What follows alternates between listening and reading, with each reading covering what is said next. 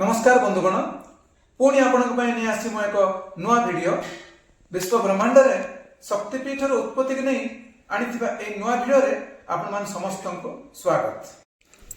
पौराणिक कथा अनुसार माता सतींकर मृत शरीर खंड जो जो स्थान रे पड़िथिला से स्थान रे शक्तिपीठर उत्पत्ति होइतिला। कथा अनुसार देवी सती तांको पिता दक्ष प्रजापति विरुद्ध रे जाई देवदेव महादेव ईश्वर को प्रेम विवाह करथिले, जार प्रतिशोध नेबा पई दक्ष प्रजापति एक यज्ञर आयोजन करथिले। सेही यज्ञ रे ब्रह्मा विष्णु इंद्र तथा समस्त देवादेवी उपस्थित थिले, किंतु प्रजापति दक्ष जाणीशुणी निज ज्वाई तथा महादेव को सेही यज्ञ को डाकी नथिले।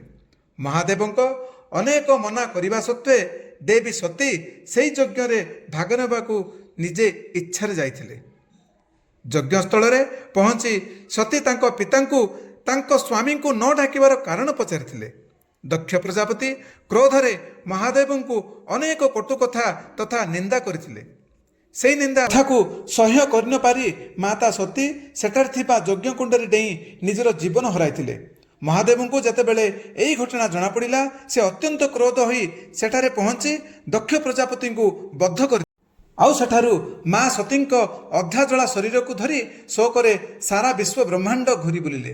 सेतेबेले समग्र विश्व ब्रह्मांड को प्रलयरू रक्षा करने को जाई विष्णु सुदर्शन चक्र रे सती मृत शरीर को खंड खंड कर देइथिले। माँकर शरीर खंड जो स्थान रे पड़िथिला सेही स्थान शक्तिपीठ नाम रे नामित हला।